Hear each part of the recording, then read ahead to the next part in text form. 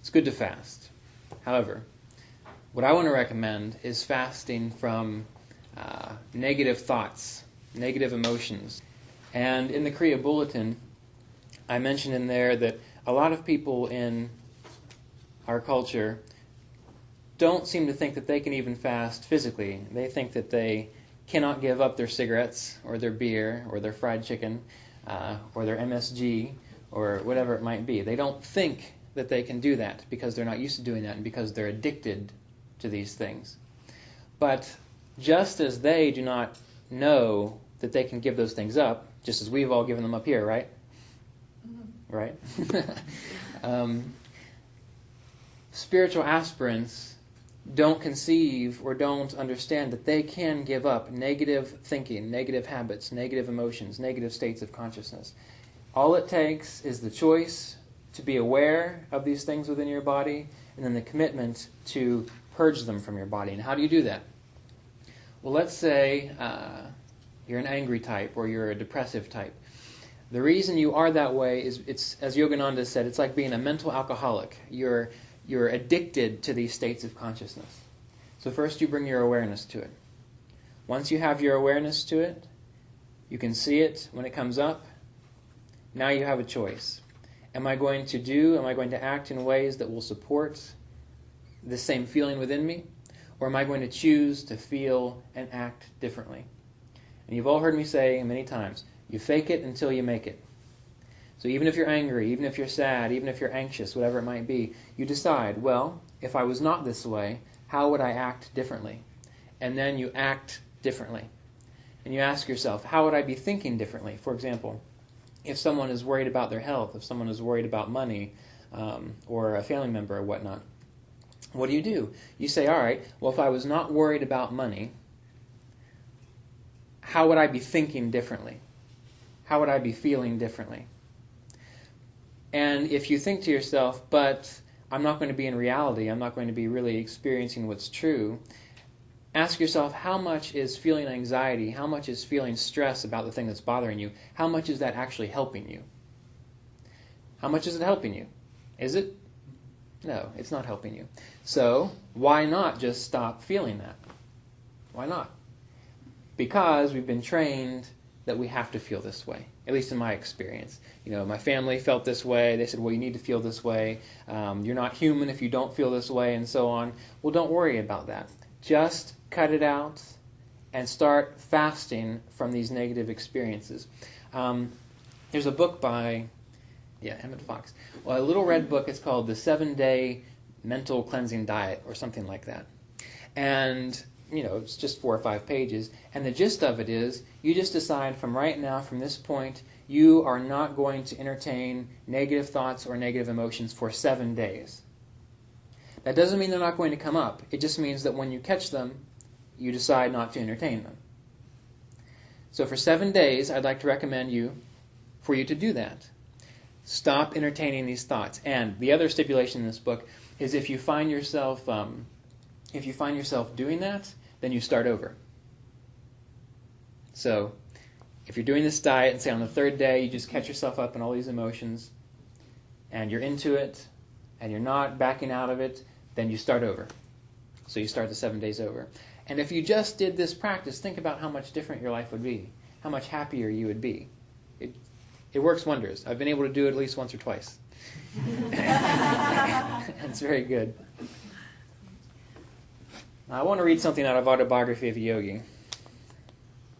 And those of you who have Autobiography of a Yogi, this starts on page 99 and goes to page 101. Now, this is from the chapter Years in My Master's Hermitage. And Sri Yukteswar is noting that Yogananda is too thin. And remember, before Yogananda was Yogananda, his name was Mukunda. So, Sri Yukteswar, you are too thin, Mukunda. And before I read this, here, let's do this. Turn within again. Close your eyes, sit up straight. And I want you to move into that witnessing presence. Just hear the words as they come and see this happening within your consciousness, within your mind's eye. Imagine it as I read. You are too thin, Mukunda. His remark struck a sensitive point. My sunken eyes and emaciated appearance were not to my liking. Chronic dyspepsia had afflicted me since childhood. Many bottles of tonics stood on a shelf in my room at home. None had helped me. Occasionally I would sadly ask myself if life were worth while with a body so unsound. Medicines have limitations. The divine creative life force has none. Believe that, and you shall be well and strong. Master's words instantly convinced me that I could successfully apply their truth in my own life. No other healer, and I had tried many, had been able to arouse in me such profound faith. Day by day I waxed in health and strength. Through Sri Yukteswar's hidden blessing, in 2 weeks I had gained the weight that I had vainly sought in the past. My stomach ailments vanished permanently.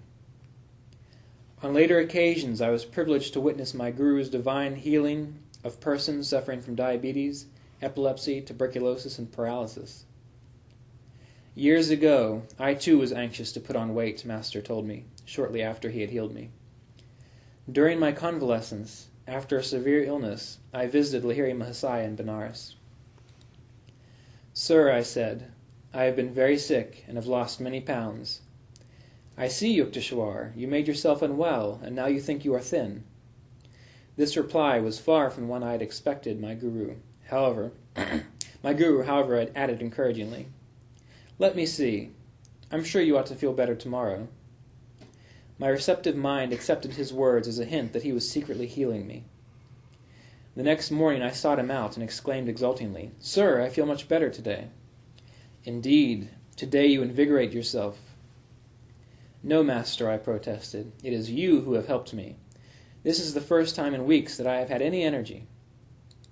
Oh yes, your malady has been quite serious. Your body is frail yet. Who can say how it will be tomorrow? The thought of a possible return of my weakness brought me a shudder of cold fear. The following morning I could hardly drag myself to Lahiri Mahasaya's home. Sir, I am ailing again. My Guru's glance was quizzical. So, once more you indispose yourself. My patience was exhausted. Guru Deva, I said, I realize now that day by day you have been ridiculing me. I don't understand why you disbelieve my truthful reports. Really, it has been your thoughts that have made you feel alternatively weak and strong. My Guru looked at me affectionately. You have seen how your health has exactly followed your subconscious expectations. Thought is a force, even as electricity or gravitation. The human mind is a spark of the almighty consciousness of God. I could show you that whatever your powerful mind believes very intensely, you would instantly see come to pass. Knowing that Lahiri Mahasaya never spoke idly, I addressed him with great awe and gratitude. Master, if I think that I am well, and that I have regained my former weight, shall those things come to pass? It is so, even at this moment. My Guru spoke gravely, his gaze concentrated on my eyes. I instantly felt an increase, not only of strength, but of weight. Lahiri Mahasaya retreated into silence. After a few hours at his feet, I returned to my mother's house, where I stayed during my visits to Benares. My son, what is the matter? Are you swelling with dropsy?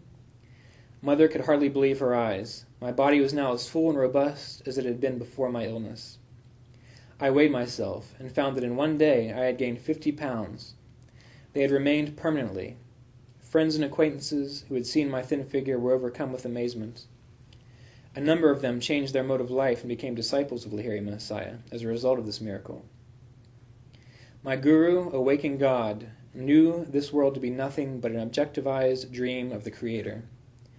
Because he was completely aware of his unity with the divine dreamer, Lahiri Mahasaya could materialize or dematerialize or make any change he wished in the dream atoms of the phenomenal world.